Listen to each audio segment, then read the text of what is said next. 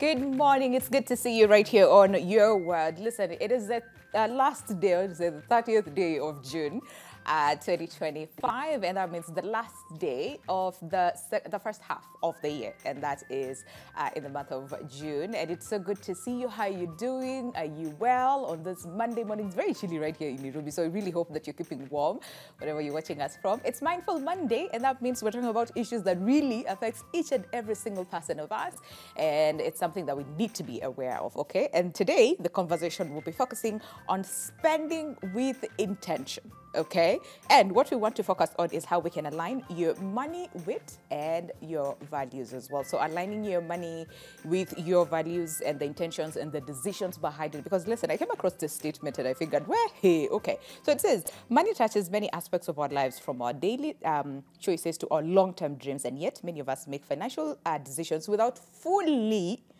understanding the deeper values that drive them. So today we're going deeper into understanding how we can align our values and our spending choices and our decisions when it comes to money, either making it or using it, or, you know, whichever aspect of money that you can think about. We're going deeper today, you know, and not just talk about, yeah, money personality and I'm a spender, I'm a hoarder, I am this. No, we're going deeper into understanding the values and intentions behind it, okay? So it's going to be an amazing conversation. I am not alone. The guests are here, and one of them has been here before, so he's not new into this conversation and in this setup, and that is Chris Nyalwal, who's a money and finance coach. It's so good to see you again, Chris. How are you doing? Thank you so much for having me and again. Thank you for making the time. Be here. Always, money is a happy topic. Right? I love to always be there. I like the fact that you're saying money is a happy topic, because majority of the times when we think about money, we're like, exactly, and we need to change that. Right? Yeah, it's like exactly. It's scary, it's a taboo, let's not talk about money, because, you know, all those things. But it's good that, you know,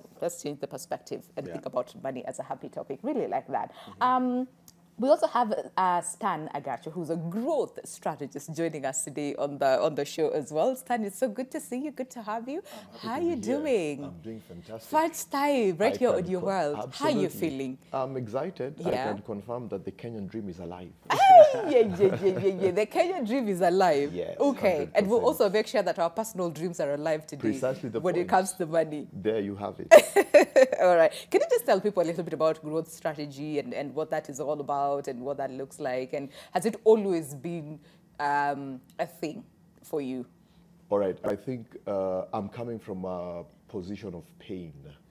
I have experienced firsthand the pain and disadvantage of poverty. Okay. I have seen the arrogance of lack, and I have seen how that lack can reduce an otherwise gifted individual to a mere shadow of themselves, that they will sojourn this life in a suboptimal experience, not because they're not capable, but just because the limitation of poverty has put their back against the wall. And right now, they not only have to fight the good fight of purpose discovery, but they also have economics to deal with.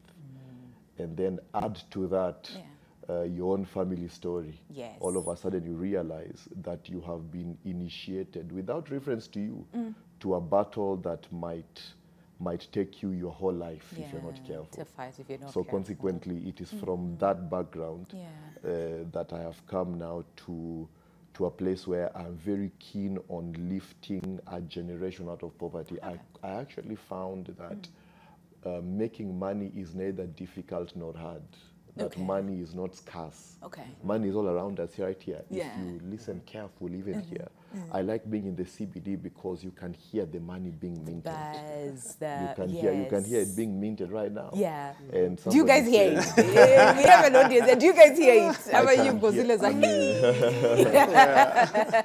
I can hear it being minted. Yeah. And somebody said it's called currency. That means it's always flowing. It's always flowing. So your task then is to, as it were, dig trenches to bring that currency to your doorstep. Yes. That then becomes our most important work. Oh, I really like that. I really like that. Chris, have you always loved money, always wanted to talk about money, and always had this happy mindset about money? No, the thing is this. Yeah. I actually stumbled into money because of my Form 4 grades. Oh, okay. You know, the way when usually they tell you to pick subjects and you pick a degree that you're going to study in university. Yeah. I chose computer science, Okay. but I didn't make the cut in the university I wanted, so I chose then to do business. Okay. And that's when I fell in love You with, fell in with love with business money, and yeah. money. Okay. And learning about it. And, you know, it developed my career, whole career. I've been doing finances, Yes. managing money for Yeah. corporates, personal as well. And now when I ventured into the coaching fields, now it became personal. Okay. Because now I realize that, you know, there are so many things that we are dealing with as individuals. Yep. Sometimes somebody could be struggling not because they don't know what to do, it's just because of their mindset, how they've grown up, and it's affecting them. Such some things that you've been told that maybe you're not good with money, and somebody has stuck with that in their mind for so long that if they met somebody to just unlock that for them, their life changes. It changes completely. And then yes. it's just generational. Once I change your mindset, everybody else you meet, you'll be Yes. changing their minds as well. And so Yeah. I just fell in love with that perspective of changing lives one person at a time. At a time. And I've been doing it for Oh, I really this like period, that. yeah. I really like that. And see, the reason why I'm asking that is because they usually say our decisions when it comes to money, our approach, our attitude towards money has a lot to do with our foundations, how we were brought up, how, Exactly. you know, the things that we saw our parents do when it comes to either looking for the money or spending that money. And for many African homes, we'll be like, money does not grow on trees. You know, we've all had Yes. that, you Yeah. know, that. So most of us grew up knowing you have to look for that money. But I like the analogy of currency, you know, it's flowing and I can hear money being, yeah. It's But all we also around. have, we also have an audience with us this morning. It's so good to see you guys. I hope muko sawa. I hope you have all the questions, you know, that you want to ask as far as money is concerned. And talking about questions, we have a question of the day.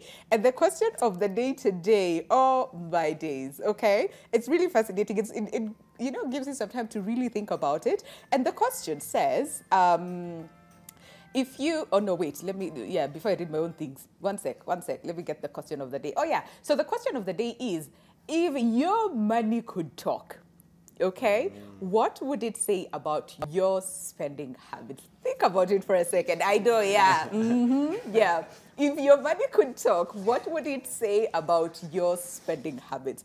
A friend of mine actually was the first one to respond to this yesterday on my WhatsApp, and this is what he said. He said his money, this is what his money would say, okay? So it would say, recently, good job. 5 years ago, shame on you. And this is Juguna. We had him here on the show some time back. You know the deal by now. At NTV Kenya, both on Facebook and on X is how you can reach us. We're live, so that means you can call in, ask any question that you have as far as money is concerned, spending, if you want to change a few things here and there, as far as, you know, either your approach, your attitude, or even how to look for that money. We have experts here to answer your questions. But I'm just going to ask you that question, Chris. You know, Yes. being a money coach, a money person here on Yes. set today. If your money could talk, what would it say about your spending habits? I think I would go with a similar response. Yeah. A few years back, my Yeah. money would have told me, I'm chasing you, but you don't want me. Oh, the money was It's chasing you, but you. you don't want me. Okay. You know, because I started my career quite early. Okay. Immediately I graduated, I was one of the lucky ones to start working immediately. So I kept getting opportunities, Yeah. jobs here, jobs Left, right, there, and center, yeah. and money was coming, and I was just telling it, go away Go again. away, I do not come in want my you. come in my wallet, and again I let it out. Okay. And then after a lot of mistakes, Yeah. you know, they say you go through certain seasons so that you can learn. That's true, And that's that's true, how and then it's you're able necessary, to yeah. offer. Yeah. You know, you can relate with somebody because you're like, I've been there, I've done all that. Yeah. And so then, you know, there was a mind shift moment that happened, Okay. you know, after COVID, and that just changed everything. Okay. And so What after would it that, say now? Sorry? What right would now your it's body saying, say oh, I love hanging out with family. Because there's Now- more now money, it's at yeah? least So it's there's like more it's hanging money, out so with more like it's- family. it's there. Interesting. Okay, Stan, Yeah. what would your money say now about your spending habits? I must say that that question has caught me off guard. Yeah. Okay. But that said, there are only two identities that you can take when it comes to your money. Okay. It's either you are an assassin to your future or you are a midwife, but never both. So it is either you are midwifing your financial destiny or you are assassinating you are slaughtering your baby. You are slaughtering your financial future. Okay. And it gets worse because there is the implicit, what I call paradox of wealth. That you are making money does not mean you know how to build wealth. Okay. Okay. You What's the can be difference? extremely liquid but completely financially illiterate. Liquidity is not an indication of any wealth building capability. All right. As a matter of fact, individuals who are liquid are the ones who are most likely to slip into poverty without even knowing it. And the thing is, and I'll explain, the thing is, there's a study that was done by CBK in 2022. They actually found out that 66% of Kenyans are unable to meet their day-to-day expenses. They went ahead to say, income notwithstanding. That means then that wealth is never built with what comes in. Wealth is built by what remains. Now, that what remains requires financial literacy to concretize. And that is why we're here today. Really. 100%. Can we understand the midwifing thing? Because we are like, here? Yeah, assassinating and Think midwifing. of it this way. Yeah. Think of it this way. Since we are Kenyans and we like politics. Okay. Think of yourself as a voter. Every shilling that comes to your hand, it's either you're voting for your future or you're voting against your future. Okay. You are voting for your future the time you realize, number one, that money is capital. It is the capital thing. Have you ever heard of the capital punishment? The capital punishment is when the state has to take your life for something that you have done. Now, nobody told us when we were being told that money is called capital, that they meant exactly that. That money is the capital thing. Before you fix your money game plan, this life will ask you questions that you can never answer with your career and or skills. Do you realize even your gifting, if not positioned correctly with resources, that gifting can be an annoyance?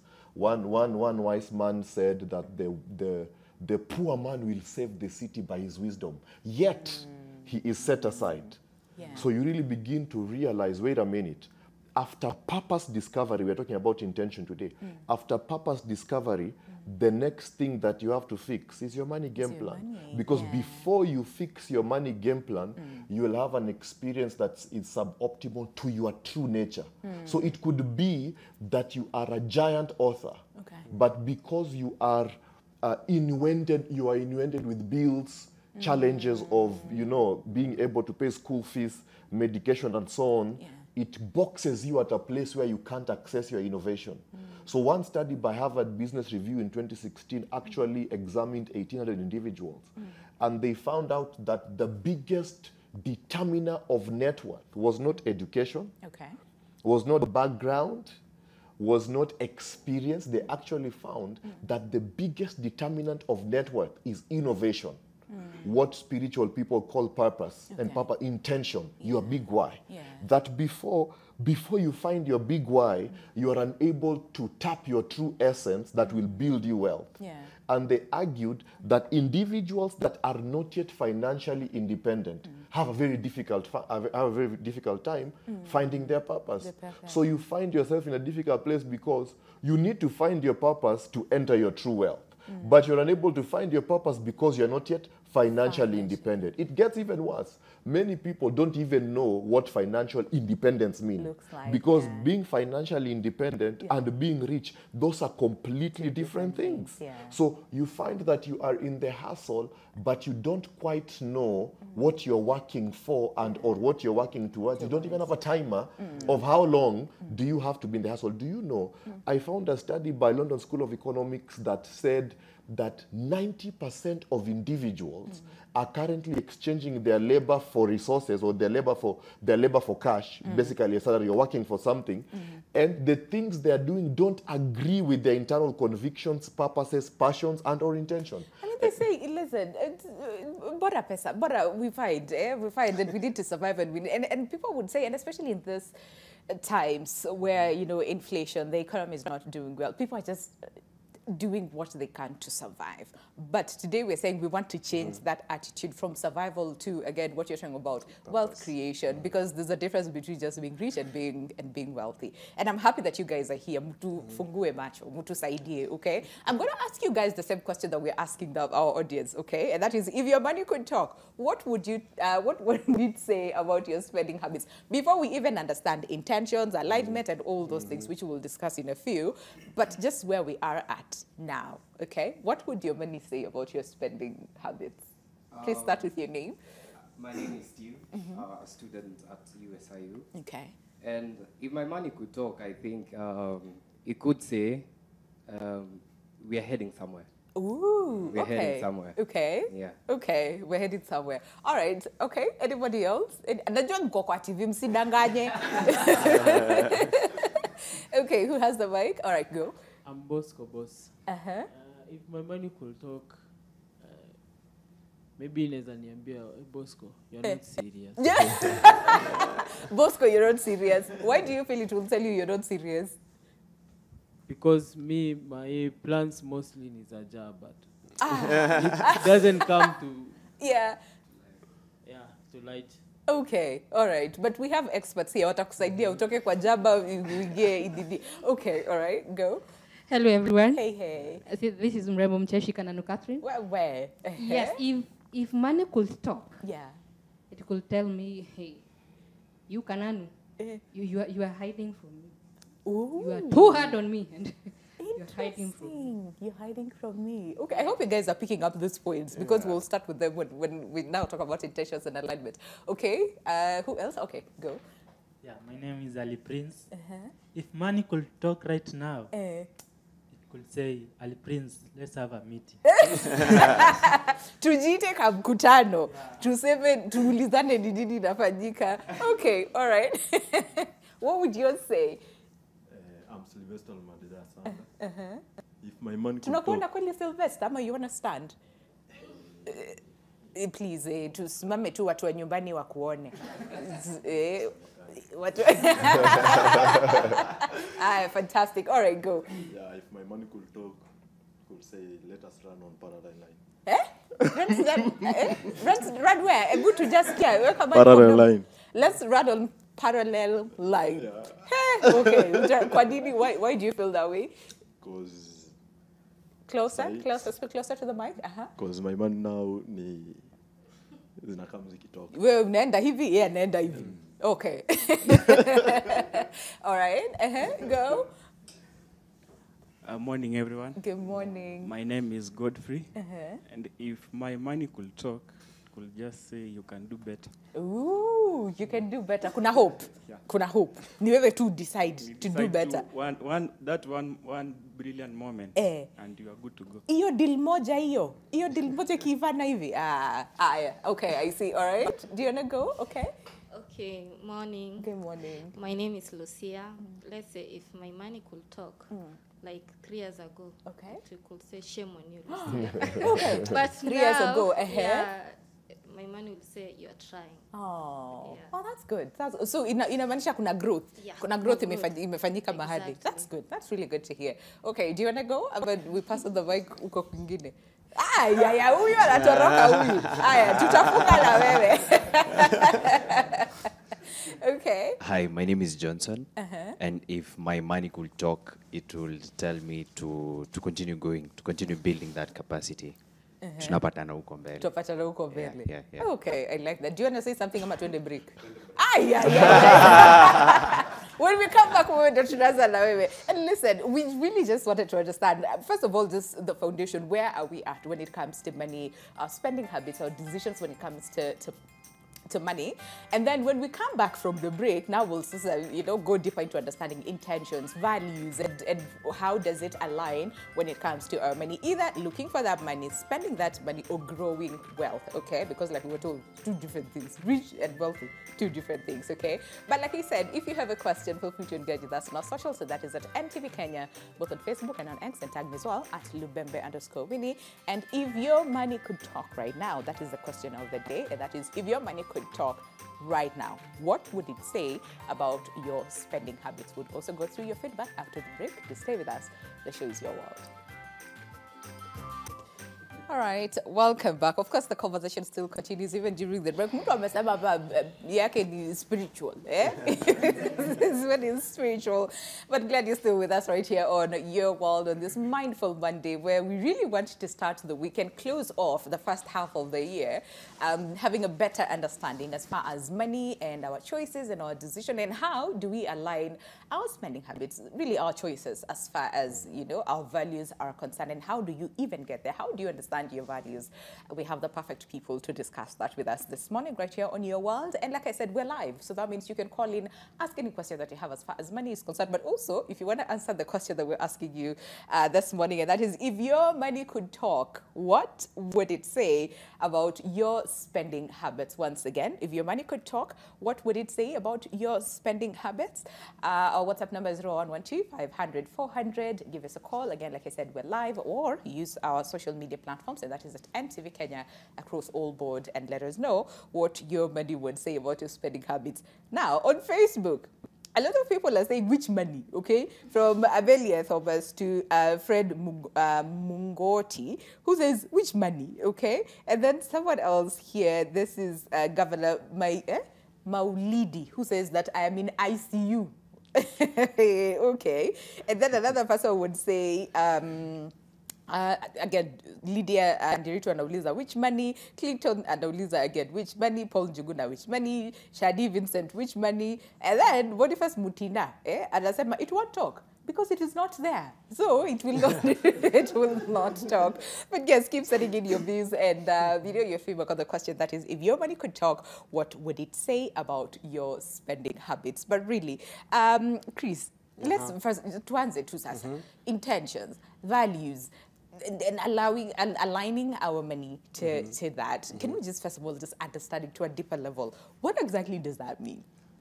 All right, so, you know, money flows in the direction of your values. Okay. If money were just about math, we would all be wealthy, you know. We've been taught about things like budgeting. I'm very sure all of us We don't like to hear that word, budgeting. All of us have heard about saving and investing. All of us have heard about, you know, if you want to grow, you need to store up, you know, plan for your future and all these things. And this information is freely out there, but yet there's a disconnect because we know the information, but why doesn't it translate in our lives? Okay. And so it means that, the disconnect comes in because we are very emotional when it comes to money. We are very emotional when it comes to money. And why we're emotional is our mindset sometimes is a very big thing. Okay. And so maybe you're growing up from a point of lack and then you finally receive money. It shocks you. You don't even know what to do with it. For the first time, you know, from the responses that you've been receiving, people asking, which money? Which money? So it means you're not even ready for receiving the money. You're not even preparing to receive the money. So we need to understand that money is an emotional thing, and that causes us to disconnect with what we want our money to do for us and what we actually do with it. So I'll pose even a question. If today, we were to, ask you to download your M-Pesa statement, open it.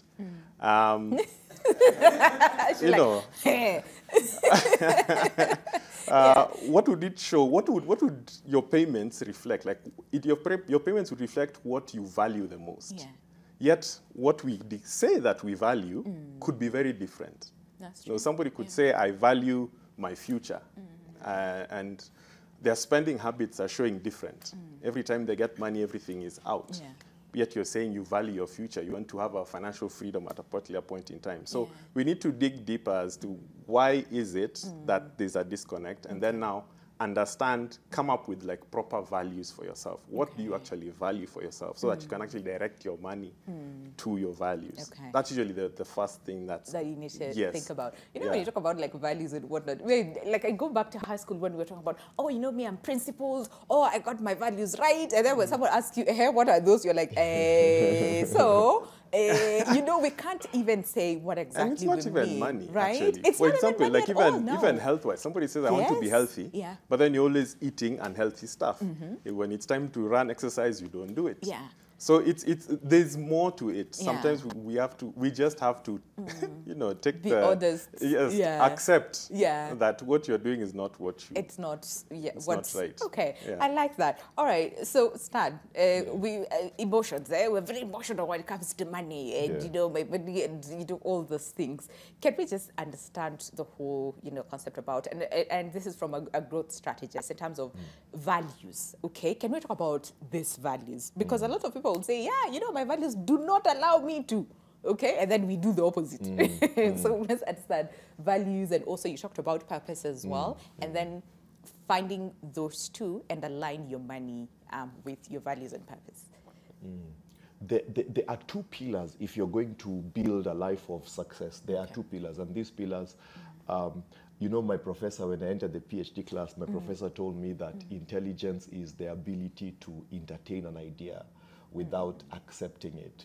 And I want to implore and beseech our listeners and our audience over here to just consider these thoughts. I'm not trying to push them down your throat, like but just consider them. There are only two pillars that matter if you're going to build a life of success. The first one is the discovery of purpose, the discovery of why. It's also very interesting because there is a research by Harvard Business Review 2022 that actually revealed that individuals who have discovered their big why, or individuals who are walking by purpose, earn 2.5 times more than those who are not. That actually those individuals who are living the so-called purpose-driven life have more initiative, they attract better opportunities, they network easier, and ultimately they do have acceleration as far as their wealth journey is concerned. That purpose primarily unlocks you to a world that was meant for you. Have you ever felt that I should be further than I am right now? I should be doing more than I'm doing right now. I should be flying first class. I came to remind you, you deserve all those things. That is your inner self showing you exactly your level. The problem is there's a disconnect between where you are right now and where you ought to be. But that's not enough. So there is a psychological model called situational thinking. And the idea of situational thinking is that you can get anywhere you want as long as you identify three things. Number one, where you are. Number two, where you want to be. But the most important one is the obstacle between where you are today and where you want to be. The problem is for many of us, when it comes to our money conversation, we don't define the obstacle correctly. And consequently, our methodology is suboptimal to remove us from where we are to where we want to go. For instance, my young brother here said he's just waiting for one big deal. He's just waiting for one. He's just waiting for one door. You know, one day by magic, somebody will just think of a million bomb and mention your name. You will be shocked that nobody is thinking about you. The only person who's thinking about you is maybe your mother. Even your dad is not thinking about you. One day, my friend RB said, "Your dad is thinking about you, but he's wondering, is this my child?" This is what RB said. So you think in your mind that income is the problem. It is not.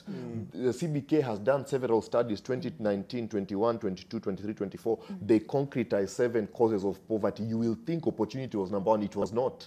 You will think it is education. It is not. You will think it is networking. You are saying, I'm just praying one big door. One day I'll be able to get a KEMSA tender. One day I'll be able to get a Kanjo tender. You are cheating yourself. You will be very shocked that hope is not a money game plan. The idea that one day I'll make a lot of money and I'll make all these investments is not only fallacious, but it's keeping you from achieving your true potential as far as money is concerned. So let's get back to this thing of where am I today? Where do I want to go? Many people think this obstacle is opportunity. It is not. People think this obstacle is education, you know, either education or lack of education. It is not. People think this obstacle is the nation you are in. It is not. So if you look at the 7 statistically proven reasons why people are broke in this country, the number one is financial literacy. That because I am financially illiterate, I am experiencing a suboptimal money atmosphere, that I'm unable to make money, not because I don't have the ability, but because I just don't know. So I was showing members in my community I was showing my community members, I meet them every Saturday evening, how that you can use 9,500 shillings invested correctly for 6 years every month, and you come out of the hustle forever. You cash flow 140,000 shillings the rest of your life. For many of us, 140,000 is financial independence, because at 140K you can even live in Kileleshwa. You can pay for your loans, you can pay for your food, you can pay for your clothes. The rest of your life you don't have to lift a finger. So you have now concretized your financial independence. Now you can start your wealth journey. So you find that people think that in order for you to invest profitably and come out of the hustle, you need millions of shillings. You don't need millions of shillings. You need 10,000. I'm talking about, I can give you the math right now.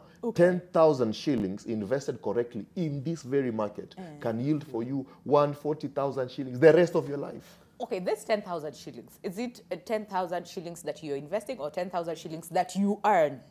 Okay, and you have to pay rent, and you have to do all those things, and still invest, and invest correctly. Great. And not have to worry about money for the rest of your life. 100%. Thank you so much for those questions. Number one, as I've said, there are only two pillars. There's purpose discovery.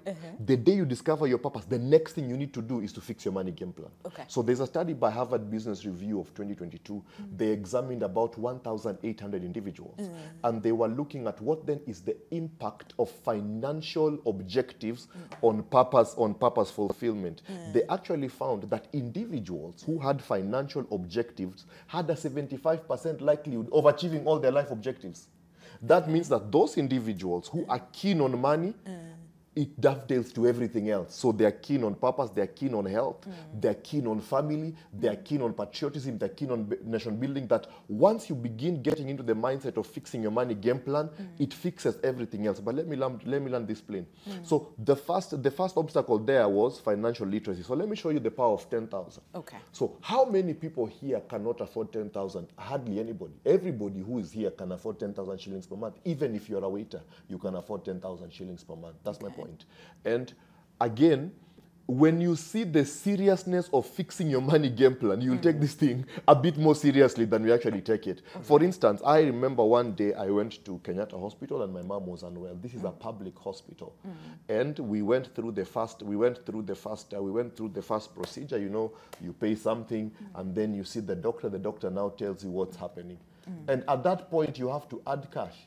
It's either you have money or you're walking out. And you're walking out of the door with your parent who could drop dead. Nobody cares that they're about to die. It's either you pay for it or you don't pay for it. Just across the road, Nairobi Hospital, you enter, they'll even give you tea, but you have to pay for it. So sometimes you think that you have the liberty whether you want to fix your money game plan or not. It's either you fix your money game plan or enjoy a very difficult life. So let me come back on this 10,000. So if you take 10,000 shillings today and invest in our let's say the Nairobi Stock Exchange, for instance. The Nairobi Stock Exchange last year did 35%. Can you imagine? 35% return. That means if you are using the rule of 72, basically the rule of 72 is you take 72 divided by whatever return you're getting to see how fast your money will double. You're doubling your money in 2 years.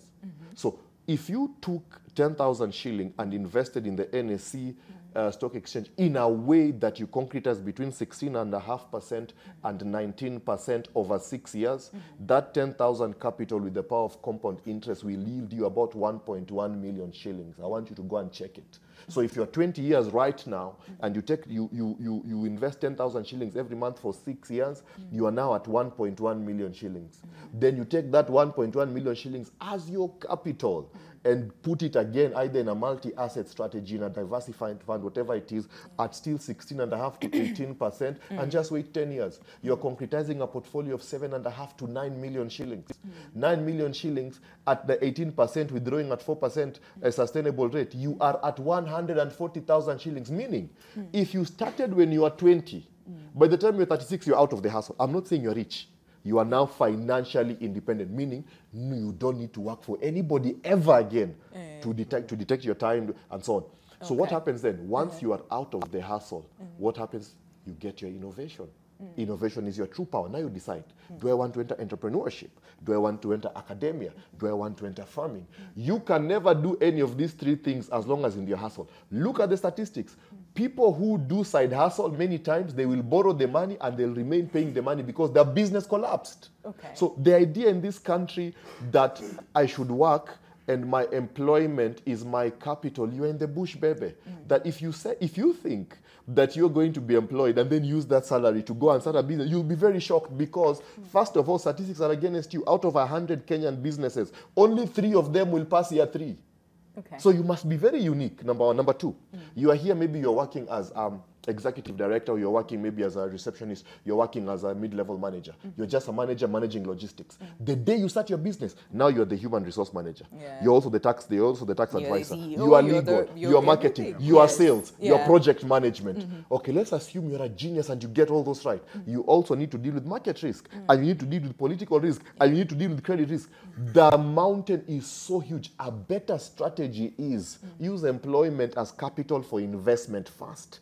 And then utilize your investment income as now cash flow to secure a loan for the business. Do you know the funny thing? Even if the business does not work, because you already have such a huge amount of capital that is producing for you passive income, the passive income can come and pay the loan, meaning the passive income even come and pay for your mistakes. So the issue is not ability. The issue is that we don't have clarity in what it takes to break out of the mold. Becoming rich. You know, this is a country where people say MMF is an investment. Can you imagine? This is a country where people say MMF is an investment. Leave that one. This is a country where people say that buying land is an investment. I'll slap you. What are you talking about? It is not. First of all, think of it this way. There's a very big problem when the supplier is the one determining the demand. Who says land is an investment? The people selling land. But if it's an investment, why don't you buy it yourself then? You buy and become the rich more than all of us. I'll tell you one of my mistakes so that my young friends here don't have to make it. So I was a Mjengo guy. With my little Mjengo income, somebody came and told me, you're about to become rich. Like, the land is going to appreciate. You will be rich. In fact, in my mind, I'm already ordering my Range Rover Overfinch with white leather seats. You know, being Luo is difficult. So now, I hustled for 2 years to raise 200,000. After raising this 200,000, I go and get a loan from the bank for 700. Altogether, 900,000 shillings. I buy my plot of Kitengela on the backside of Kitengela Kilimani, corner plot even. 930K. So I paid the bank for 2 years. Altogether, I've paid the bank totally maybe 1.2 million. That is now 2014. So at 2014, I am finally a landowner. I finally escaped poverty. Shock on you. Now, in my mind, Chris, finally, you'll be seeing me on TV. In fact, I'm about to go to Dubai now. No problem. So 2014, what happens 2014? The land, for sure, the land appreciates. It was 930,000. Now the land is 1.1. I'm like, oh, let me wait another year. Now I'm at 1.2. 2017, the land is at 1.8, 1.9. I'm like, now, people, anytime now. 2020, land is at 2.2. No problem. 2023, I'll never forget it. 2023, land is at 2.5. I say, voila. I've doubled my investment. Look at me. I'm so intelligent.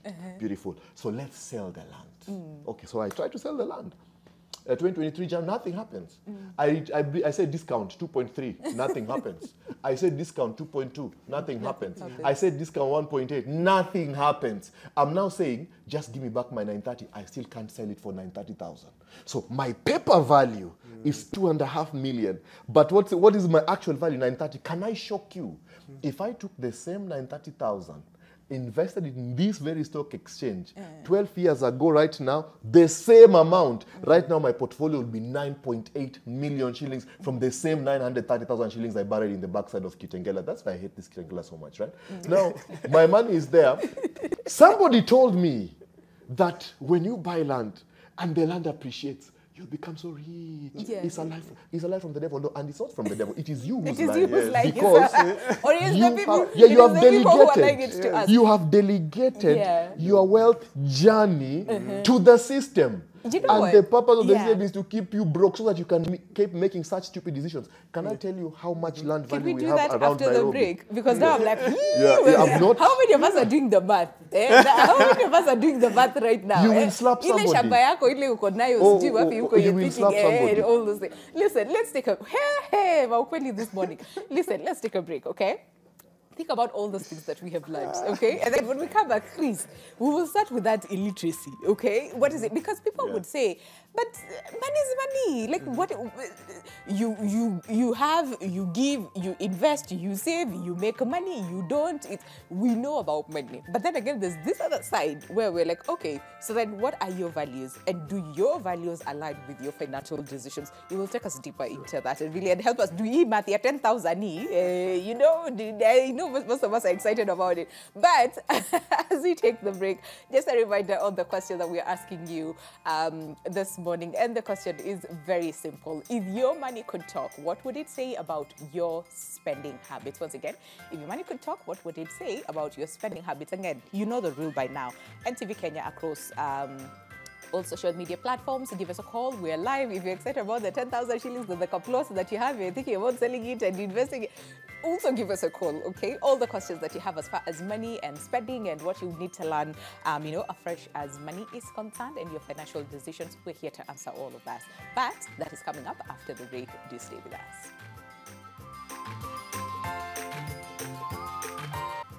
All right, welcome back. Let me tell you the lessons. Tunachapwa viboko hapa on set when it comes to financial decisions and investing and saving and all those things that everybody is talking about, you know, online. And we all want to follow what everybody is doing. But, you know, what we're saying today is we want to shift our mindset, our attitudes, our perspective as far as money, saving intentions, and, you know, all the decisions as far as money is concerned. And the question that we're asking you today is very simple, very interesting question that I'm curious to hear what you guys have to say. And that is, if your money could talk right now, what would it say about your spending habits? Once again, if your money could talk, what would it say about your spending habits? Let me just read through a few comments here. So Francis Kariuki says, the money will say, this fellow needs me like nobody's business, so I must be full in his bank account. This is the money talking, okay? And then someone else here says, Stella Nyambura says, whoever taught us in high school that education is better than money, come here, because they lied to us, I think, at this point. And then Nyambura, our queen, said, it would congratulate me for being too scarce, yet making an impact. I think you were talking about this a little bit, you know, Stan, that you don't have to have like a lot of money to, you know, make an impact. And then someone here says, this is it Chiman Garang, who says, spend like God is coming soon. You know, spend it. And then another person says, Felix Ashira says, it will say, I am always broke. And then Eli Sekid says, a coalition to finish the honor. The honor, I think, themselves at this point. And then Daniel Juma says, adding to cart is not therapy. You know, most of us when we're stressed, we go shopping. Where do we go shopping? That's not therapy. And then another one says, Rosalind Wamala, who says, very good, excellent, money in, money out. You said it's a currency. It flows. It comes in and it goes out. But keep sending in your views. We'll also go through them as we continue with the show. Chris, yes. We're very illiterate, all of us. Watch out are those of us who think, yeah, me, I have my money in order. We're very illiterate when it comes to finances. Can we just understand then the basics so that we're not following the wind when everybody's saying, yeah, to invest in land, we all go the land way. Real estate, we all go the MMF, tunaenda wote MMF. Sai ni nini na watu wanaongea about when it comes to like saving Bitcoin, right now, you know, all those things, to know gold and whatnot, we all follow, okay? Yeah, help us really, help at this point. I'll take us back a bit. Okay. Pre-COVID, lifestyle was good. There was money flowing in the economy, our GDP was rising. Yeah. As Stan said, people were making money left, right, center, but very few were keeping it and growing it. Many got into debt, you know, mortgages. Banks were killing it. You know, banks were actually making returns, crazy returns every year. From debts, cars. People are buying cars on loans. And these are luxury cars. So, you know, cars, but you know those social media pictures where they show like a Range Rover parked outside a hut. Yeah. You know, such things. Yes. It's all about being seen, you know, that kind of thing. Yeah. Then COVID came in and all of a sudden people realized, wait a minute, if I don't have work or if my business is shut down, I can't even pay my rent for next month. Yeah. Okay. I can't even pay my debt for next month. And that's when everyone, even the people who owed you money, who you owe money, who never asked you for their money, are now asking you for their money. You know, so the problem is that we don't take time to invest in ourselves. Okay. All right. we don't take time to ask ourselves, what kind of future do I want? And what do I need to get there? Stan talked about the obstacle. Yeah. Sometimes the obstacle is you. Yep. You are the obstacle. Because out of the coaching that I've done severally, there are clients who come in with an income problem, but there are some who come in with a spending problem. All right. So if you solve their spending problem, these people are actually quite good. They don't even need to start hustling for 3-4 income sources. So if you identify where the problem is, and most of the time it is us, there's nothing stopping you from being financially independent. Okay. All right? All right. So getting the information of what do you actually want to achieve? Do you know how to put a financial structure in place? Which means the basic tool of starting is budgeting. Various people don't even know what a budget means. Yep. To some, it's just a list of expenses. You know, you ask somebody, do you know your budget? Yeah, I know my budget. Usually about 30,000, 40,000. And when you ask them, so what is that about? It's like, oh yeah, I know rent goes here, food goes here. And then the rest, you know, kombia mwili pole sometimes. Yes. But in essence, a budget has more than just expenses. It has, what's your income? What's coming in? You know, we rarely focus on what's coming in. We just focus on what's going out. And that's how we end up, you're at the till at a supermarket and you want to pay and it tells you, would you like to fuliza? And then, of course, we are like, yes. Because you don't even know what you came in with the first time. So understanding your income, understanding your expenses, and then what future do you want? This budget should also have a savings and investment plan. Okay. Right? Which many of us don't do.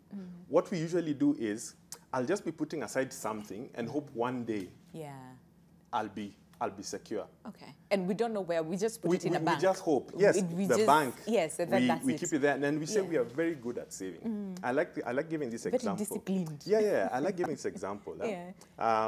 If today we were told, if you were to retire, let's say you're much older and you want to retire, and you've been diligent in saving money and your account has 9 million shillings, I mean, you'd be happy. You'd be like, oh, I have 9 million, I'm okay, I can retire. But then if we go back and do the math, what was your lifestyle like? What were you spending averagely on a month? So let's say it's 100,000. Okay? So you're continuing to live this lifestyle of yours. Let's say you retire at 50. In 1 year, if you continue spending at 100K, you've spent 1.2 year one. Okay? Yeah. How many years will it take you to spend the 9 million? Like about 8 years. Yes. So again, you're back to poverty. Yeah. Because now you have no income. Now you're just older. You have no energy. And so that's why what Stan is talking about is having assets that give you cash flow. Okay. Many of us fall in the trap of being asset rich and cash poor. What this means is you've invested all your money in things that are tying your money down, like the land. It's not that it was a big mistake. It's just that it tied his money to the point where he could not even survive with something else coming on the side to allow him to focus on his purpose. Because we invest thinking that I need this money back right now. Yes. You know, we invest thinking that I like saying we are the microwave kind of generation. We are like, I want to put in money today and I get back tomorrow. That's why when you're being sold for the land, that person selling is telling you, there'll be an airport here next week. This land, there's already, you know, they're selling you something because they know how you think, that you want quick money. And so we need to understand that investing yourself is the first place to start. And that's when you'll actually be directed towards understanding what is your why, what is your true thing that you are chasing out of this, and what time frame are you working with to get to where we want to get to. And this will then align you, make you align your spending with the values of things that you hold as important. I see. I see. So when you talk about investing in self, and I'm going to open the floor for the questions in just a second. So what are we talking about? Because again, like you said during the break, where people ask, hey, how much do you put? That one happens. So you do it for like 500. What do you mean? You don't all those. Can we really dig deeper to understand investing in self and what that looks like in the future? Not now, because let's move away from this quick return thing, because it's not helping us in any given way. Okay. So, as Stan said, it takes time. Time is the one currency we spend without ever knowing the balance, right? We always assume we will retire at our own convenience. Shock on you, it's never that way. COVID taught us your business could be shut down for a whole year, and you're forced to go into retirement. If you had not planned for it, you're in problems. You could get an accident, and you're now stay home. Again, you're forced to retire without you having known that this was not my plan. So we need to use time well. And there was this quote by you know, our church pastor who said, you know, we always assume that there'll be a time when there'll be plenty. But so long as you're making an income now, you're already in the plenty. Don't despise what you have right now. You have to plan for it and put aside something, invest it for the future. You cannot assume that there'll be that big deal that will come one day. And if you're faithful with a little, what happens? More is given. More is given unto you. So the thing is the power of compounding happens when you have a lot of time, like when you give it time to grow. And so many of us don't want to give it time. For example, I would tell my students, you come in, I'll give you a plan, but this plan will take 10 years to come to pass, that now you'll have that financial peace that you've been looking for. But then they say, oh, 10 years is too long for me. It's a long time, 10 years is too long for me. And now what happens? They now go and still rely on their own old way of thinking, of they'll gamble into something. One way their friend could multiply their money quick. You know that friend who always says, just give me, I'll give you twice back next month. Has all the right plans. When you call him, you start hearing messages. Mteja, you know, that kind of thing. So, and then what they miss out to understand is that even if you don't implement this plan, the 10 years will still pass. So which side do you want to be on? On the side that you've secured something, or the side that you're still trying to figure it out? Because unfortunately, our education system has not focused on training people to manage our money. We are good managers of other people's resources. For example, you can be an accountant of a blue chip company, and you, in fact, you monitor expenses to the point where somebody says, I spent on lunch, and you want that ETR receipt. But then when it's yours, you're just always, swipe, swipe, and you wonder what's happening. So there's a big shift in mindset that we need to recognize. I see that. Needs to happen. I see that. All right, so I'm going to open the floor. Then you're swali. Okay. Finally. Okay. Apewe mic. And please start with your name. Just so watu wa nyumbani hata wajisikia sauti yako. Yes, habari ya asubuhi. My name is Frederick Serebwa, political strategist. So my question goes to my senior learned friend. You know, we have, I can say, a warm of, you have talked about purpose and you have talked about obstacle. You know, the two things are the one that we can stick on. My question is, you have said about saving, you have said about investment in IMF, like Nairobi Stock Exchange. Now, my friend should tell us the way we can go by, how we can save, how we can have the procedure, the flow chart of the percentage, how the income, the saving income is flowing to that account. And another thing that I can express is that, you know, the world we are living today, and the economy flow across the nation, all nation, it's not like the world we have been living hizo enzi zingine. So you find that these youth, they don't have somewhere to venture in so that they can get the money to start. The problem is from the starting point. As you see, this generation, they don't have anything to start. As the legal advisor, how can you advise the youth that they don't have any dependable job, any dependable business to start? How can you tell them the opportunity they can use, how to invest, how to get independent saving mode and investing mode? Okay, so two questions largely in one. To invest in Nairobi Stock Exchange and all the good stuff, and then the second question is then how do we get that money to invest in the first place? Okay, but before that, anybody else who has a question? Okay, and please make questions go short. Sit there. Okay, go.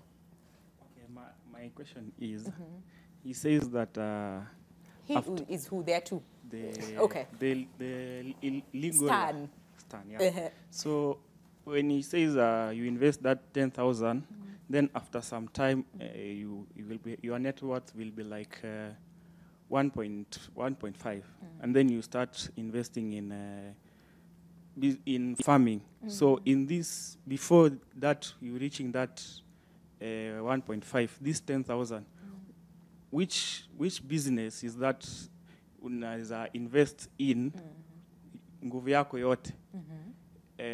Like for me, I have five chickens. Okay. Can it sustain myself mpaka ifike hiyo 1.5 penye anasema? Okay, all right. Okay, fair question. All right, anybody else? And then say, una direct your question to who? My question was to Stan again. I think the one challenge we have as a community is everyone is afraid of poverty, you know. So how do we like mitigate this path? Because number one, the system has not taught us how to do it. Everyone is being told, work hard, get employed, you know. And even parents, our African parents are, tafuta kazi, soma, tafuta kazi ni mingi, kazi ni, I know a friend, you know. But I don't think we want to look at it at the scope of, I know a friend, I have a friend, we can work something out, you know. The idea he's giving is really good for the 10,000, and now, as he has asked, how do we get the 10,000? And again, how do we build the discipline to wait for the 10,000? You know, our generation, I don't want to say much, but yeah. Yeah, okay. And I'd also want you to chime in, especially on the discipline part. Yeah, okay. All right. Who wants to go first? You have the mic. Okay, go. So, as I said earlier, I'm Sylvester. So, Stanley has talked much, and what I want is how can we implement? Closer, yes. Yeah, implementing the method that ametupea. Because we are trying, but it's not giving in. It is not. Yeah. It is not happening. Okay, can we answer those and then we take another set because itakuwa mingi sana and then we'll forget. Yeah. Okay.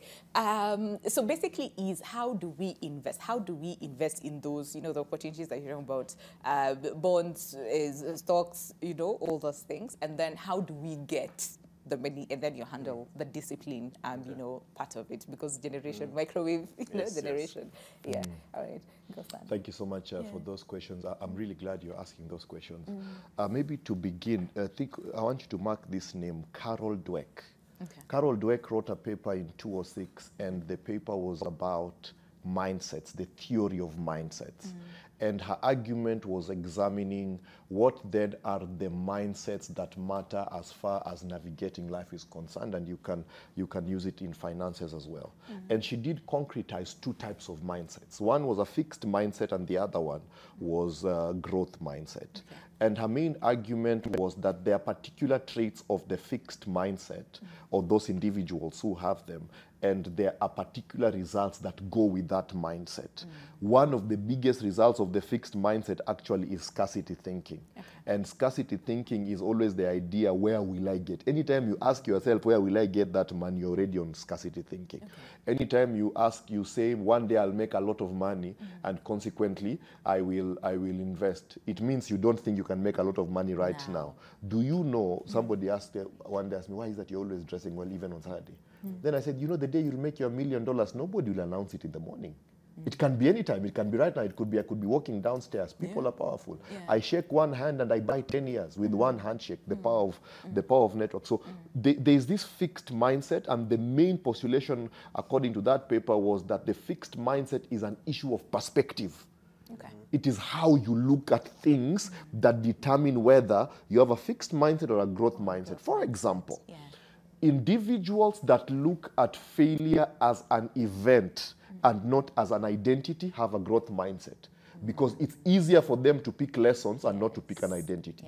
But those individuals who look at failure as an identity, then they need to get ready to embrace the stagnation. You will start saying, I've been going around this mountain for 11 years. I've been going around this mountain. The reason is you don't have the mental strength to treat failure as an event and not as an identity. And there's a very big point that I want to say here. So when you look at those two mindsets, then the next thing you have to think about is now money making. right? He mentioned it here. The power of compound interest. Research is showing for the ordinary person, wealth is built in decades. So the idea that I will be rich in 2 years is a scarcity mindset. That's a mindset that is fixed. That's a mindset that believes that wealth comes by luck, chance, and or some magic. Yeah. Wealth is built in decades, and consequently, you need to take those positions that align with that particular reality. Okay. So if you look, and all of us were taught, nobody told us that this is the most important thing. All of us in primary school were taught the compound interest formula. All of us were taught. You're told amount is basically a function of the period, the compounding rate, and time. So those are the only factors. So when you employ now psychological model called constraint thinking, you begin to ask yourself, so if this is my wealth formula, that my wealth is purely dependent on the amount of money I have invested, the time I have it invested, and the rate. Let me now examine those three things and see which one of those three things do I have the most sway. Do I have a sway on the rate? Not so much. Because the rate, according to perfect market hypothesis, the rate is a rate. You can never beat the market. The idea is that the markets are working towards efficiency, and consequently, the market return is the market return. The dollar return is the dollar return. The Kenya return is the Kenya return. It is what it is. So it's an issue of how then do you balance your portfolio to take full advantage of the returns that are in the market. So it's established now that the rate of return, you have nothing to do with it. Great. Time. He said time is the currency we spend and we don't know the remaining balance. It is completely true. Because who told you that you'll be alive tomorrow? Nobody told you, right? Nobody. You have no agreement with anybody that you're going to be alive. So the only thing that you can do with time, you can determine in your starting day. I have community members who are 50 years old and they have started their wealth journey. It's going to take 10 years. It's going to take 12 years. It could be 7 years. Purely depends on the kind of adjustments you're willing to make, right? So now, you quickly realize in that wealth formula, the only thing you can really control is the amount, the initial amount. Now, in talking about the amount, that amount is steep the longer you delay to start your journey. So the more you say, when I'll get money, when I'll get a bigger job, when I'll get married, nowadays marriage is also enterprise, and so on. So you have all these dependencies, not knowing that the most important dependency is you. So you need to start today and you need to start now. So think big, but start small, start today. So the amount then, it's very easy to fix the amount. For instance, I'll give you an example. Here, I know it doesn't mind. I had somebody I'm mentoring, married with one daughter like this. And they were living this life in let me say, in an estate in Nairobi. They were living this life. It's a normal Nairobi life. And they had, I think the rent was 40K. That's a decent 3-bed house in Ruaka. And, the pantry is okay. And you have your small Toyota, which you're paying for from the bank loan, 37,000 shillings, whatever it is. Their family income at that time was about 120,000, which is actually rich in Kenyan terms, because only 1% of Kenyans have more than 2% of Kenyans have more than 100,000 shillings in their bank account. So these guys were doing well. But when I sat with him, I told him, boss, you're not doing well because, you see, you have been cheated about money for so many years. You, in your mind, when you think about saving an investment, you're thinking about 10, 20%. You are mad. So my community members, we are living, people say invest 10%. 30-20. It's rubbish. They are cheating. So my community members, we are living on 50%. If you cannot live on 50%, you are living a fake life. I've written a book called The 14 Red Flags. For instance, many people, you are doing all this 50, 20, 30, whatever it is, but you don't pay rent on time. You don't pay school fees on time. You're always late with things. Those are, your money is talking to you. People started by saying, if your money could but your money is talking. If you pay your money, if you pay your rent, if you're paying your rent late, even by 1 day, it means there's a systemic problem. If you're paying your school fees late, it means if you can't afford healthcare, there's a systemic problem. And your delay in cutting the cancer is going to cause that cancer to metastasize and swallow you whole. So my community members, the telltale test is, can you live on 50%? I call it the 50% living. If you can't live on 50%, you are living a fake life. So here's the number 3 reason why people get poor. I talked about financial illiteracy. The second reason is death, disease, and emergency. The third, can you guess the third? Peer pressure. Can you imagine?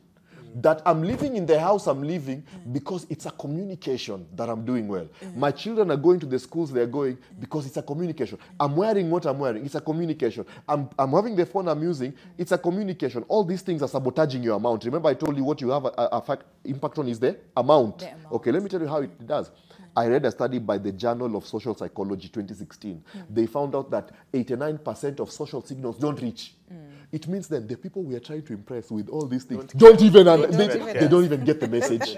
So you are sabotaging your life by keeping up the joints. You are reducing your amount of money that you should be investing, and consequently you are in the bush. So my model is check today. If you cannot live on 50%, you can't afford your life. So the problem is many people, you see you can't live on 50%. Anyway, even the 100% will not be enough. That is why you have to have Mshwari, you have to have Fuliza, you have to have all these loaning accounts. If I asked you right now, how much money do you have? Do you know people count their Fuliza limit and their Mshwari limit? And all those income sources. That's income sources. As part of their income sources. So your budget has them as well. Can we go and put that note? You are selling your life at a discount with your eyes open, and they're even abusing you, and you don't mind. You are Wait till we home. I'm trying to break. I've not even landed. Let me just do 30 more seconds. Watch a trade the break alafu turudi. Sindio? There's so much to cover there. Wait. Hey, if your money could talk right now, what would you say about your spending habits? And yes, we'll also talk about the discipline part and take more questions from you guys, okay? But all that is coming back after the break. Leah and Thinga and Liza, which money are you talking about, you people? Okay? And then beginning of December, Ati, oh no, it will come. Yeah, that one I think I read. The other person says failure. This is Winnie Migwe who said, my money would say failure. And then Indiri, is it Indiri Kaipas who said, thank God it will not happen. The money will not, thank God the money will not speak. And then another person says, this is Collins Colley, said, but I have nothing. I can imagine if I had and what it could say. And then Steve Kitoso said, but I know it can't speak. It is not there. You cannot speak. And then someone here says, Ati, which money? I think I read that one. And then another person says, why should it talk? This is Tyrese Misunga Gibson. Why should it talk? It should say something, okay? Because we're learning today. And then someone else says, this is Sanchu K. He says, pesa inakam ikitoka. Currency flows. Comes in, it goes out. All right, so let's take a break, and then when we come back, we'll still read more of your feedback and take more of your questions as we answer some of which we have here from our audience in the studio. So see you right after.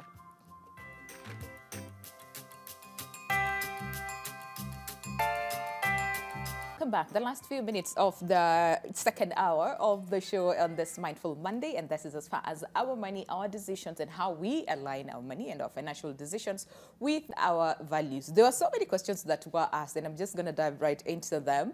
There was a question on discipline. And they asked, no, just sisi kama generation yetu, you know, how do we stay Gen Zs? How do we stay disciplined? You know, in terms of, yes, thinking about what they're doing with the money, saving, investing, with the 10,000, shillings example that was given by Stan. I like giving simple examples, all right? Think of it today like you want to start a chicken business, okay? You've bought your chicks, and now you want to grow them, and this business is meant to give you, you'll be selling the chicken for getting money. But then you grow the chicken and you eat them. Does it make sense? Like, are you business or are you doing consumption? Oh, that is so powerful. That seriously. So powerful. So you're meant to let the chicken multiply. Yes, sir. Yes, sir. Don't eat the seed. Eat the byproduct. And that byproduct is what we are calling that return that will now sustain you. Okay. Now, if you want to get out of this trap, then it will come at a cost. It will always come at a cost. There's nothing that doesn't come at a cost. At a cost, yeah. Now, the other thing, you mentioned before we went on a break that, but we've been told this 50-30-20 rule. Yes, you've been told that rule. But according to you, how badly do you want to achieve financial independence? There you go. How badly do you want to achieve That's it? the question. That's where we start off. Yeah. Because if you're okay working for 40 years, then by all means, 50, use 20. the 50, 30, use 20 the rule. 20. Yeah. As Stan has said it very well. By 7 years, if you actually commit 50%, I mean, you'd actually You are free. You are free like to a bird actually forever. achieve what you want You to are achieve. free. Yeah. But we are always like, I want to enjoy both worlds. Yeah. I want to enjoy the lifestyle I want at retirement, but And now, yes. that is the problem. Yeah. So discipline comes in when now you have ascertained to yourself, what do I actually want for my life? And by when do I want for my life? Okay. And this involves you actually calculating what we call a freedom number, a financial freedom number. This number lets you know that how much do I need to have invested for me to get returns that will allow me to just sleep and allow, still enjoy lifestyle. Because this money will be coming in as passive income. Many of us focus on active income. Yeah. And so somebody says, this thing that you've been told, work hard. So I'm working hard, I have 4 side hustles, but I'm not making any progress. Yeah. And first I'm draining, I'm even burning out. Yeah. Because I have 4 side hustles, and every time I'm paid 1,000 bob, I pass by KFC and spend 3,000. That kind of thing. Yeah. We have to change how we deal with things. So now you're understanding where you want to go and this number of years, then it will now bring you back to expenses. Like, okay, I'm making 1,000 shillings now. At this point, I have 1,000 shillings. I need to start investing in something for the future. That is what people don't do. Yeah. They say, what will this 1,000 do for me anyway? This joke. What can it do? If it's, in fact, that saying of if the money cannot solve your problems, eat that money. Eat that money. That's what we give ourselves that excuse. Yeah. We give ourselves that excuse. Yeah. But imagine you're making 1,000 bob every single day. But you are looking at it from a daily basis, not cumulatively. We hear that a lot. Have I made at the end of the month? Yeah. That's why there's so many small businesses that stay stuck in the same position year after year. Because as the money comes, they're not changing anything. They still consume it and say, tomorrow again I'll be in business. So you have to understand now, what is my lifestyle like? Okay. Do I eat out too much?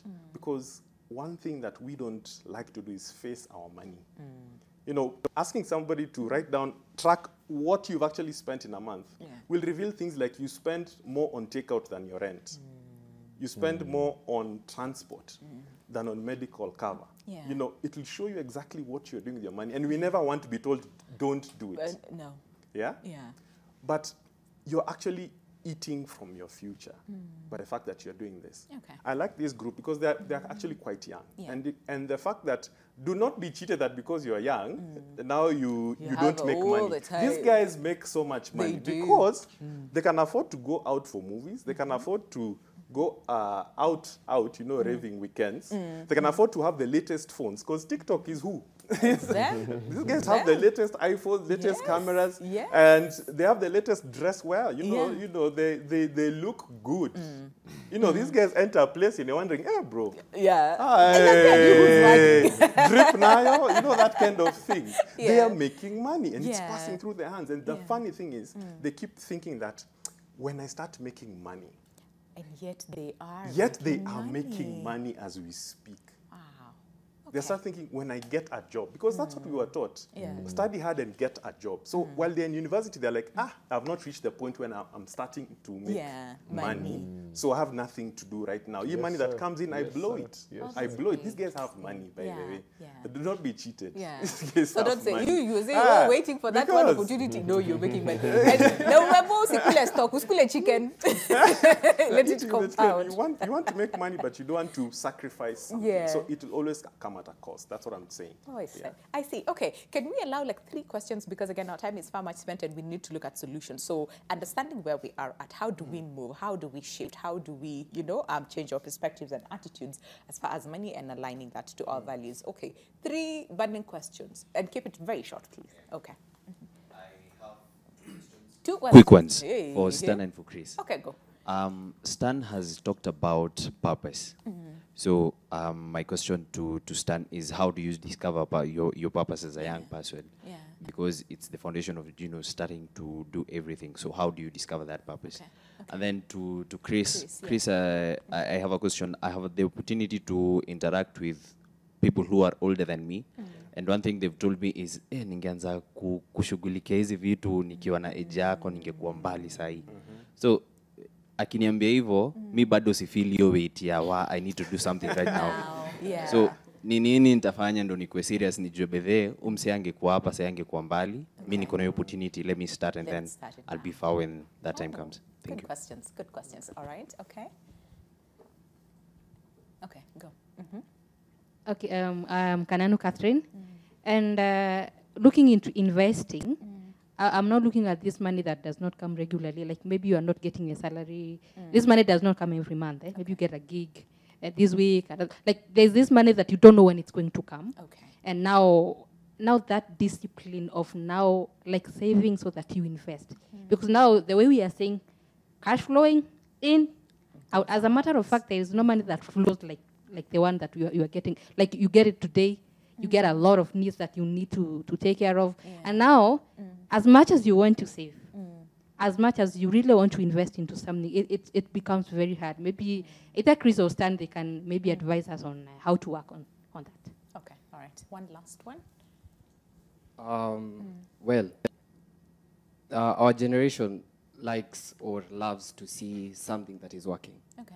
So there are so many people talking about Forex, Bitcoin, crypto.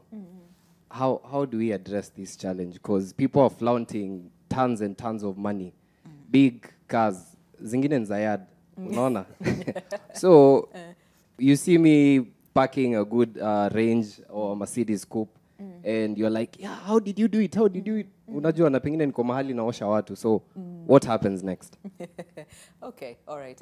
Yako sasa ile inachoma kabisa. The final question is, you know, Chris and my learned friend, there's this thing, how can we build a trust on this thing of investment to these companies and this, because there is this thing of pyramid scheme. Pyramid scheme. Yeah. Because I'm an agent or I'm a person, I invested somewhere 80,000 back 2021. But when I got back to my account, even withdraw pesa singetoa, but it's just reflecting. I'm seeing 80,000. Oh, iko. Yeah. And they said I'll be getting like 15,000 per month. Okay. And when I go to withdraw that 15,000, that pressing button to withdraw inakata. So nilikuwa nashangaa, how can we build a trust? Juu ukiniambia ati nipeleke 10,000 to Nairobi Stock Exchange, how can I build that trust that Nairobi Stock Exchange, they have given me a contract of 2 years that you will get the interest like 10,000 per month. But in the first month, actually in the first month to that platform, they gave me 15,000. Okay. So it built me a trust. No, that confidence. In fact, nikaingiza wase wengine hapo. So these people, they stood up blaming me up to now. You see, they're still blaming me. Niliwaingiza kwa pesa yao ilienda hivyo. Unaona?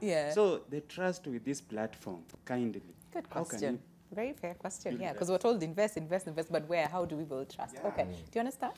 Absolutely, I'll just keep it very brief. So a note on discipline. The speed of your running is purely dependent on what is chasing you. So you need to really know what is chasing you. Okay. Some of us don't truly know the full scope of poverty in its true colors. So when you begin to see the true cost of poverty, not only to you, but also to your family. For example, there are very many husbands who are listening to us who have been accused of being unromantic with their wives. They are not unromantic. They just have a financial logistical challenge. You'll become a better husband. You'll become a better son. You'll become a better Kenyan when you fix your money game plan. How do you discover your purpose? I can tell you, my strategy professor, when I was doing my MBA at the University of Nairobi, told me that strategy most times is more of what not to do more than what to do. So I can tell you purpose is not career. Career is a vehicle and or expression of purpose. I can tell you education is not purpose. Education is a vehicle, is a methodology. I can tell you that no business is purpose. Business is a vehicle, is an expression. Purpose finds its first grounding on solving people's problems. Okay. So find, there's an exercise I do, it takes 12 weeks actually. I meet you 1 hour every Wednesday morning, and then for 12 weeks we're able to concretize about 3-4 words that ultimately becomes then your driving engine. So just to summarize, since it's a 12-week job, know your purpose has something to do with people. That's the most important thing as it comes to purpose. Final point on how do you start, and then how do you grow that investment. I found a study by Harvard Business Review where they were looking at 1,800 CEOs, and the question they were asking there was the need for corporate governance. And they studied and they asked themselves, in those executives who also own the resources, i.e., I'm running my business, but I own the resources, is there a need for accountability? They actually found that those executives that submitted themselves to accountability without the need to, because they owned the resources, outperformed those ones who walked alone by 78%. So this thing called wealth journey, it would do you good not to walk alone. You need to walk with somebody. You need to walk. Let me tell you, everything you don't know, there is somebody who knows it and is swimming in it effortlessly. There are no mountains anywhere in this world. Every man's ignorance is his mountain, you see. So it's important for you to find a mentor. Look for Chris, look for me. Humble yourself because you don't know. What shall we tell you what to do? This country, this country does not. I personally have a very healthy respect of success. For instance, I cannot talk where she's speaking because when it comes to media, she's my superior. I have to accept it. Me not accepting it will never allow me to receive any virtue from her. When I come to people like Chris, who are ahead of me as far as financial planning is concerned, when he speaks, I will listen. Because without all contradiction, there is a gradient in this life. It is our generation that has refused gradients because somebody has achieved something of worthy of should I say, celebration. But our first point is, who is he? What can you tell me? That is your life. You live yours, I will live mine. Stupid. Rubbish. He knows something that you don't know. A better model would be, humble yourself temporarily, because we are all in the same book, but we are in different pages. That's true. If you are in introduction and I'm writing my conclusion, you should come sit down and shut up and just listen. Have you met these people who you are talking, you tell them, I went to Dubai, I went to the Grosvenor Hotel. My goodness, you need to go to the Grosvenor Hotel. I met Tommy Hilfiger. The first thing is, even me, by the even me, I went. When you say, we are thinking about starting a chicken farm, dairy. Even me, in fact, I've been studying dairy farming. Yes. You can't even shut up. You see that? So having a healthy respect of mentorship, having a healthy respect of being a student, I can tell you, I never needed to work 5 years from today. The reason why I'm shouting on social media the way I am, these are my stories. And I don't want my generation to make the mistakes I made. So I have learned there is a place called mentorship. Mentorship is omnidirectional. Do you know it's only in this generation that wants to mentor their mentor? So you're being given instructions, say, no, that won't work. You see, and so on. So finally, on Bitcoin and all these other things, when you begin understanding investments, you'll realize that there are 5 asset classes. So there are primary asset classes, but the 5th one is called alternatives. So under alternatives is where you'll find the new technologies. So from financial planning, he'll tell you 15% of your portfolio should be there. Because it is true, Bitcoin has the high side, but it also has the low side. Forex trading, I'm an active Forex trader. It does make money, but it doesn't make the money you see on TV. I promise you, that's not how it is. Forex real? Yes. But the way you're approaching it is the problem. But the reason why you're approaching it like that is because you won't listen to Chris. You won't go and find Chris on Facebook or YouTube now. You won't listen to me. You want to go and listen to people who are showing you cars. I can also show you my car, which I came with the downstairs right now. It's not a small car. But that's not the point. Because people like, people like... That's what they want. Yeah, people flashy, like say, they come and they say it on my page all the time. You, which business do you have? Show us your business. That is not my purpose. My purpose is not to show you what I've done. I'm trying to show you that where you are right now, you can start right now and change your story. Okay. Well, hey, Chris. Wow. All right. On the aspect of pyramid schemes and that aspect, we struggle with that because we don't try and understand our investments. Number one is you must understand your investment. Even when you're going in business, you don't start a business and you're asking your colleague, what do I do in this? What do I do? Every time you're asking, then why did you enter that business if you knew nothing about it? And I love the fact that Stan talked about that purpose is mostly dealing with people. It's impact to people's lives. Yeah. So the thing is this, if you enter a business and you're chasing profits, you are likely to fail. 100%. You're likely Purpose to over fail. profit, man. It's always purpose over profit. So I'm out to make sure that your life is much better as a result of my business. Yeah. And that means I have to put in work to ensure that what I deliver to you is of value. And once I start doing that, then money will then flow in return. Now, once you've made this return, then now you want to put it in investments. Now, you need to understand, one, what is your risk profile? Are you that person who is a risk taker, or are you that person who is more conservative? Yeah. We start there, because if you're a risk taker, then we also then need to tame also the level of risk that you can take, because a portfolio has to have different asset classes. So we need to, maybe we'll have a bigger percentage for you, slightly bigger on the big risk items, but we'll also have the other ones that preserving your capital. All right. Because most of the time we are tempted to put all our money into one thing and we are waiting for it to blow up. But you need to give your investments time. You need to give your investments time. So focus on learning about where you're putting your money in and invest in people who know about it. Okay. You cannot do away with that person who has already done it for some years, and now you want to come in and you want to do it much better with them, much better than them, and you have no information. You don't want to listen. You don't want to listen. Sit down, listen. Ego, yeke kando, and then sit down and listen. Okay, listen. We literally have 4 minutes to go, and I want to give you each 2 minutes to just, how then do we move forward? So where we were before the show started, what we've learned, from the show, and then moving forward, what do we do with this knowledge? Where do we start? And how do we build a better portfolio and grow wealth, regardless of background or personality or money, or values and all those things. How do we move forward, but aligning that with our values and our intentions? All right. Number one is, I think we need to be more intentional. Yeah. We need to be more intentional. Because we can't just be cruising through life and hope things get better. We need to be intentional about everything in our lives, every aspect, from your faith to your health, to your finances, to your relationships. If you're not intentional, then it will never change. That's true. That thing, that quote by Albert, it says, it's only an insane person who does the same thing and expects different results. So you have to be intentional, number one. Number two, you have to be clear about what you want to achieve. If you're not clear about what you want to achieve, you will never achieve it. A person who does not know where they're going will never get lost. All right? So you have to ensure you know where you're going, where you want to be. Even when planning for things like retirement, you must know, what money do I need to survive at retirement at that time? That's now how you start working towards that. Then now you ask yourself, next thing, what do I need to do to start putting aside this, to make this money in the first place, then start investing it. So you have to get mentorship, educate yourself, read books as well. There's YouTube University that a lot of good mentors out there talking about, mindset and what you need to do. And then now, find ways of using your skills that you have to get you money. That thing that you're good at, that you can wake up at 12 midnight and still do it with the same excellence as if somebody's doing at 12 midday. Do that thing. Let it start bringing in money. Then now start working towards managing your expenses.